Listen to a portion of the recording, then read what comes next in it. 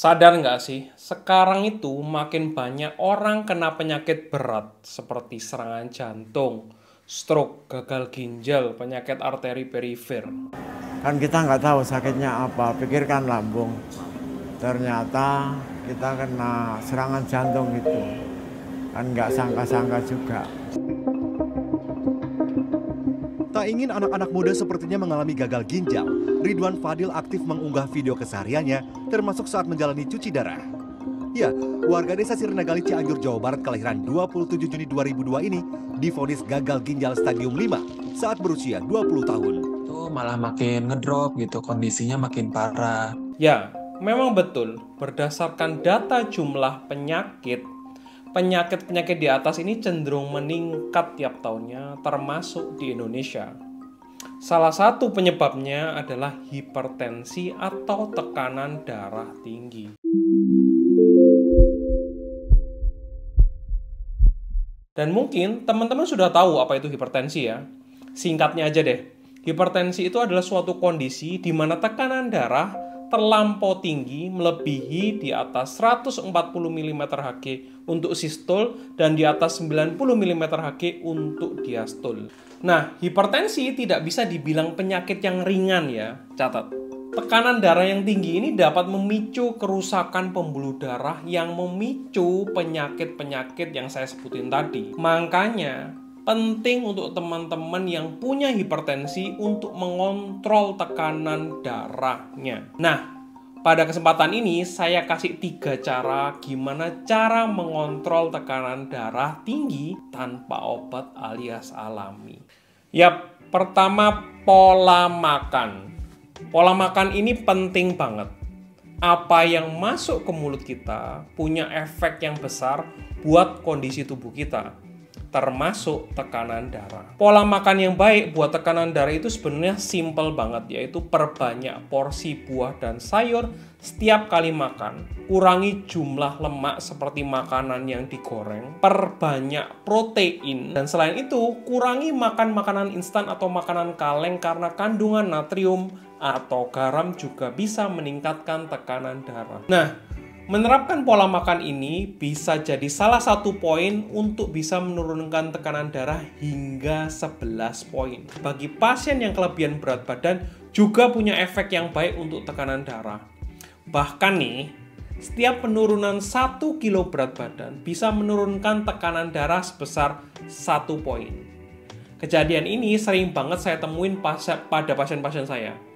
Tekanan darah pasien saya yang disiplin jaga makan dan menurunkan berat badan biasanya lebih baik dibandingkan dengan pasien-pasien saya yang kurang menjaga makan dan berat badannya. Bayangin aja, jika bisa menurunkan 20 kg berat badan, kurang lebih kita bisa menurunkan 20 poin dalam tekanan darah kita.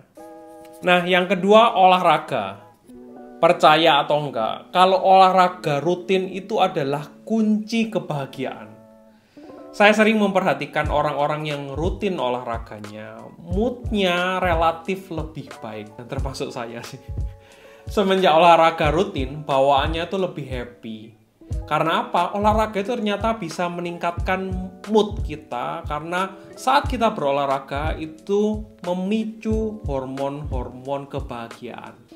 Nah, selain bikin mood happy, tentunya olahraga ini juga punya efek baik ke tekanan darah. Bahkan bisa menurunkan tekanan darah hingga 8 poin bila dilakukan secara rutin. Udah seneng, olahraganya sendiri bisa menurunkan tekanan darah, jadi double bisa semakin efektif menurunkan tekanan darah. Lalu banyak yang nanya kan, lah olahraga apa dok? Nah, buat teman-teman yang bingung mulai dari mana atau olahraga apa, saya sarankan mulailah dari olahraga yang paling murah, gampang, fleksibel, yaitu apa? Jalan kaki. Pembahasan yang lebih detail tentang jalan kaki sudah saya jelaskan di video atau reel saya di Instagram. Teman-teman bisa cek. Nah, kebetulan juga salah satu resolusi tahun 2025 saya adalah jalan kaki 8.000 sampai 10.000 langkah tiap harinya. Kalau saya bisa, kamu juga bisa. Meskipun malas, tapi harus sempatkanlah untuk jalan kaki. beneran. Dan yang terakhir, kelola stres. Ini nggak bisa dipungkiri ya. Semenjak era sosial media semakin booming, marak, ini semakin banyak orang yang lebih rentan mengalami stres. Ditambah lagi dengan kondisi sekarang ini yang serba tidak menentu, mulai dari perang, terus ekonomi yang sulit, pola hidup yang tidak sehat, dan masih banyak lagi. Nah, stres ini juga mempengaruhi tekanan darah seseorang, sehingga pengelolaan stres yang baik bisa membantu menurunkan tekanan darah. Emang nggak bisa dipungkiri, sulit banget, tapi harus. Saat ada banyak pikiran, saya paling suka merilekskan tubuh dengan metode box breathing. Imagine breathing around a box. Inhale as you visualize going up one side of the box, gradually filling your lungs with air. When you reach the top, hold your breath for 1 to 5 seconds as you picture going across the top of the box. Exhale gradually as you imagine traveling down the other side of the box. Pause again for 1 to 5 seconds as you go along the bottom of the box. Then repeat. This can be done 7 to 10 times in a row, focusing on the breath. Metode ini direkomendasikan oleh organisasi jantung di Inggris. Caranya, teman-teman hanya perlu duduk atau berdiri tegak, pejamkan mata seperti saya sekarang. Lalu tarik nafas selama 4 detik, tahan selama 4 detik, lalu hembuskan perlahan melalui mulut selama 4 detik.